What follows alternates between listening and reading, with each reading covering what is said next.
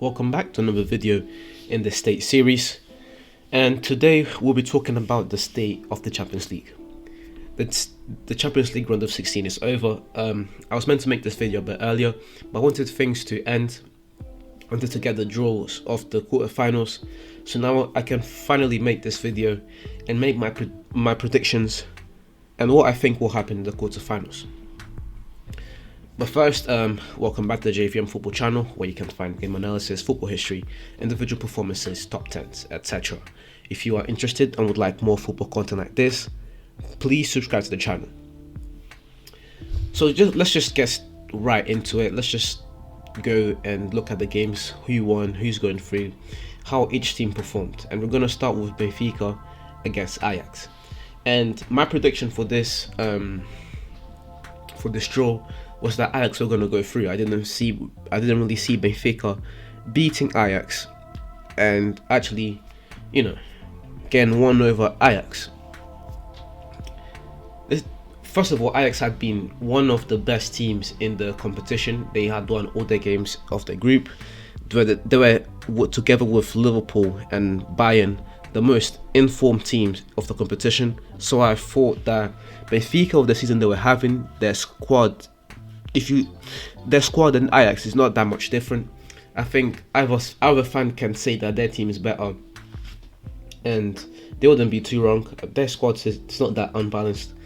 But Ajax were doing very well in the Champions League. They were doing very well in the league, and Benfica, although they managed to get through the group, which was something quite remarkable, considering in their group they also had Barcelona there. They beat them in the last game. Benfica was struggling in the league. I mean, the points and the type of points they were losing, and against the teams they were losing, I thought if you're losing against these teams, whenever you come up to play against Ajax, one of the most informed teams in Europe right now, you're not going to have a chance. Well, I was wrong, and I'm glad I was wrong, because inside I wanted Benfica to go through, but looking at the facts, I knew that Ajax were in much better shape. But I was wrong, and I'm happy. I'm very glad I was wrong. In the first game they drew 2-2. And I remember going over this game with my friends, and they were kind of like, we'll see, maybe Benfica are going to go through, and maybe they have a chance. I was like, they were lucky. But then they go on to beat Ajax in the second leg, and again, the word I can really use to describe Benfica so far is remarkable. That's what their accomplishment has been so far, to be able to beat a team that's been much better than them so far this season. So yeah, props to them. Benfica are through, and they are playing Liverpool next, which is unlucky. After all that hard work, you go and play one of the favourites to win the competition. The other game was Inter Milan against Liverpool, and I think most people expected Liverpool to go through, but not as hard as it was. Liverpool beat Milan 2-0 in the first leg, and in the second leg they lost 2-0.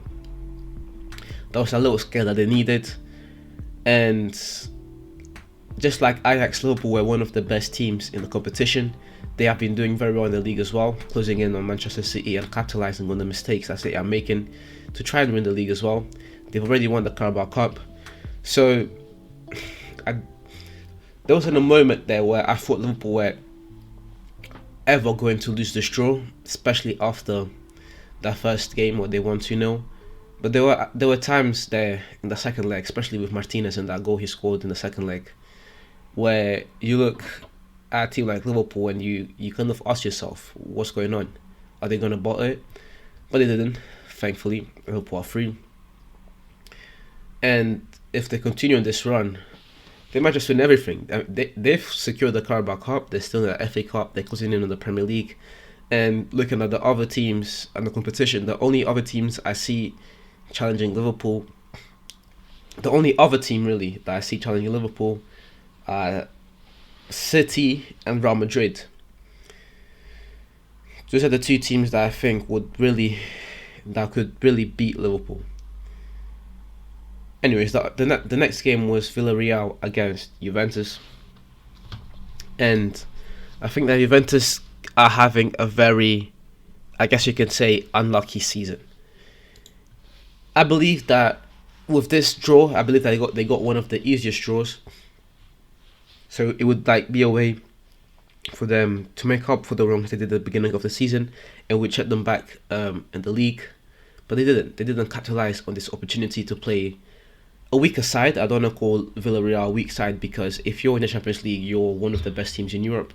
But you can't look at these two teams at the size of both clubs and tell me that Villarreal were favourites to win over Juventus. Juventus were definitely favourites, but they couldn't quite make it, and that's really unfortunate, because getting to the quarterfinals of the Champions League after the years that Juventus have been through, even possibly getting to the semi-finals, and even though they aren't going to win the league this season, it would have been something very nice for the fans, something to rally behind on. But not even that this season. This is probably Juventus' worst season of the last 10 years. Yeah, I'd say it is. Because even before when they were winning the league and they weren't winning the Champions League, they made it to 2 Champions League finals. They won the Europa League. Juventus, even back then, they were a strong squad with the likes of Tevez in the team. They're always getting into those last spots of Europe, making the final in 2015 and 2017. And now is this, getting knocked out of the round of 16, not challenging for the title. Hard times for the Juventus club, but I believe now, especially with a player like Vlahovic in the team, Juventus will be back next season. I'd very much like to say mark my words, but these kind of things, especially the way Serie A is going, it's the most interesting league so far this season. But yeah, props to Villarreal, and just like with Benfica, they just got over a massive hurdle, but now they have to play Bayern Munich. Unlucky for them. I think Villarreal are going to go through, I think they're going to get beat by Bayern Munich.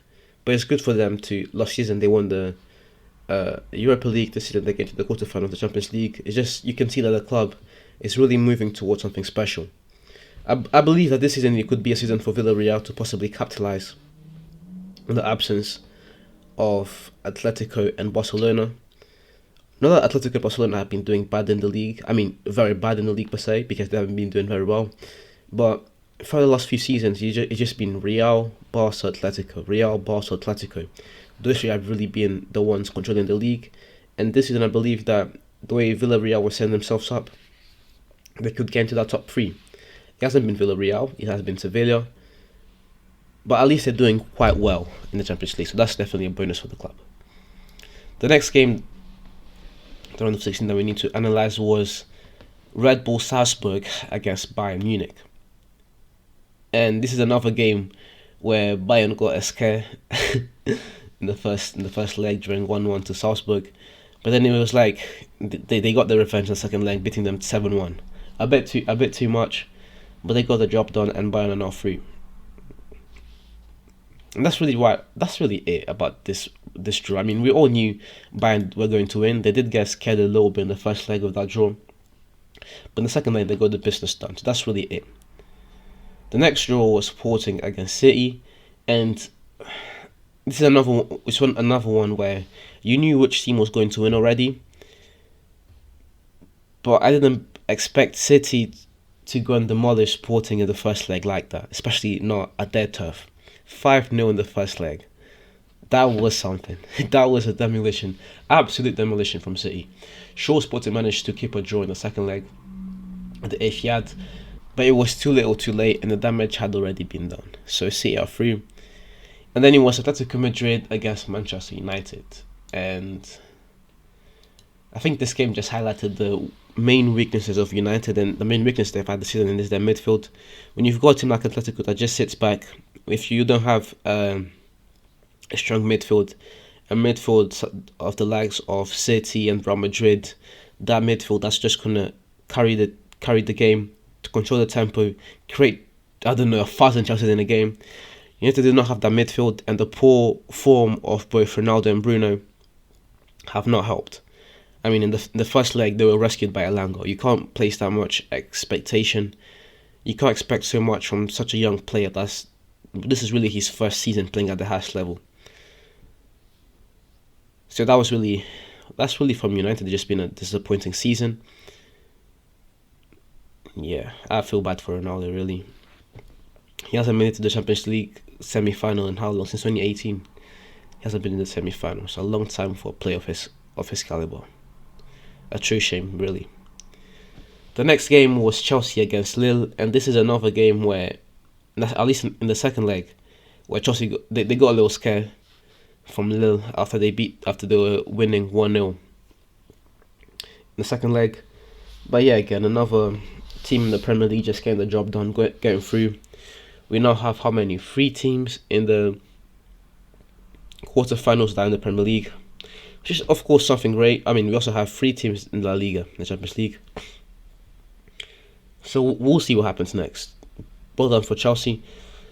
Do I think Chelsea are going to beat Real Madrid? No. Of course no.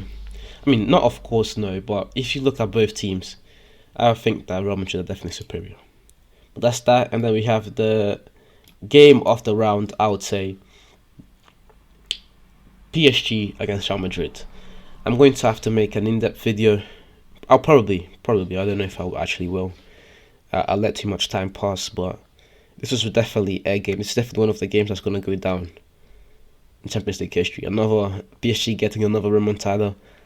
They won the first game 1-0. Actually, before we even talk about the game, I just want to take my hat off for Mbappe. This man is carrying this team. He's playing alongside Messi and Neymar, but he's the man of the team. He's the one wearing the pants in that team. He's the main man, and he showed in both legs against Real Madrid. Neymar played quite well as well, but it was really Mbappe getting the job done. That first goal, that goal in the first round, shows that. I mean, extra time. Mbappe gets the ball, gets past Eden Militao and Casemiro in the middle, and then just slots it to the back corner. When you have a goalkeeper as massive as Courtois, it was really good. It was definitely something really good to see. Then the second leg again, Mbappe doing his job, scoring 2 goals, one of them was offside. That offside goal, the way Mbappe again did Courtois, this man is on another level. But then Benzema coming up with the performance of the year in any competition, that was amazing. The hat-tricks in such a short time, and the way he scored the goals. I think it was his second goal. He just gets the ball like outside the box and just kicks it and just slots it in first time. Amazing goal. But that's it, guys. That's really the state of the Champions League. That's where we are at. I'll make another state of the Champions League covering my predictions for the quarterfinals. But in terms of the round of 16, that's it. We've gone through every result. I think that my predictions were pretty much all correct, apart from Benfica against Ajax. Villarreal, Juventus, I was wrong about as well. And yeah. Oh yeah, and PSG, Real Madrid. I thought PSG were because PSG, they need to dismantle that whole team, that whole club. It is a shame when you spend that much money. I mean, not that much money, but when you go that hard in the transfer market, when you get in these many players, the likes of Messi, and you still can't get past around the 16, that hurts. That really hurts. PSG definitely need to solve their problems. But anyways, that's it, guys. Thank you very much for watching the video until the end. If you enjoyed the video, please leave a like and subscribe to the channel for more game analysis, football history, individual performances, top 10s, etc. This is the beginning of something special, and it would mean the world to me if you subscribed and helped me to grow this channel.